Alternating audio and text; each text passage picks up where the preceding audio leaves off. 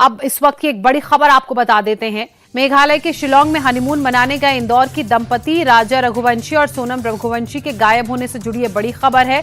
गायब होने की गुत्थी सुलझ गई है। राजा रघुवंशी मर्डर केस में पुलिस ने बड़ी सफलता प्राप्त की है। मेघालय के डीजीपी के मुताबिक सोनम ने राजा के मर्डर की सुपारी अपराधियों को दी थी और इस मामले में पत्नी सोनम समेत 4 लोगों को गिरफ्तार भी किया गया है।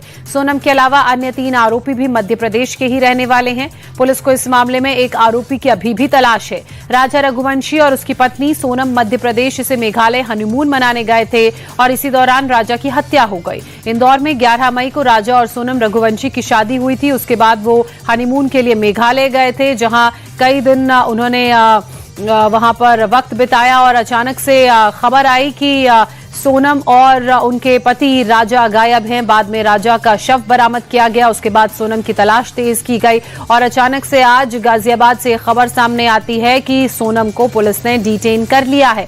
और उसके बाद जब खुलासे होते हैं तो पता चलता है कि सोनम ने सुपारी देकर पति राजा की हत्या कराई। मेघालय के डीजीपी की तरफ से ये बात कही गई। इतना ही नहीं, डीजीपी ने यह भी कहा कि सोनम ने हत्या के लिए ये जो किलर्स हैं इन्हें सुपारी देकर हायर किया था। इंदौर में 11 मई को राजा और सोनम रघुवंशी की शादी हुई थी और हनीमून के ये लोग नॉर्थ ईस्ट पहुंचे थे।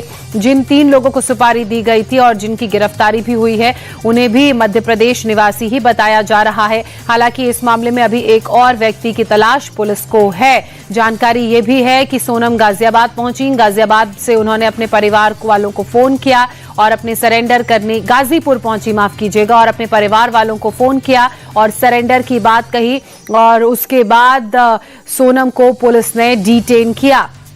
तो लगातार ये अपडेट जो है वो इस मामले में अलग अलग सामने आ रहे हैं। इससे पहले एक सीसीटीवी फुटेज भी सामने आया था एक होटल के बाहर का, जहां स्कूटी में सोनम और उनके पति दिख रहे थे। दोनों ने रेनकोट पहना हुआ था, हाथ में एक बैग था और उस बैग से कपड़ों को निकाल के वो स्कूटी की डिक्की में रख रहे थे। उसके बाद कुछ और बातें सामने आई, कुछ और खुलासे हुए, जिसमें गाइड से जब पूछा गया तो पता चला कि सोनम और राजा अकेले नहीं थे, उनके साथ 3 और लोग थे और ये लोग हिंदी में बातचीत कर रहे थे। और अब जो पूरी कड़ियां जुड़ रही हैं, जो बातें सामने आ रही हैं, जो चीजें पता चल रही हैं, उनके मुताबिक 11 मई को राजा सोनम की शादी हुई, हनीमून के लिए नॉर्थ ईस्ट पहुंचे। वहां सोनम ने अपने पति की हत्या करवा दी। दरअसल सोनम ने जिन 3 लोगों को अपने पति की सुपारी दी थी वो भी मध्य प्रदेश के ही बताए जा रहे हैं। इस तरह की बातें अब तक सामने इस मामले में आई हैं।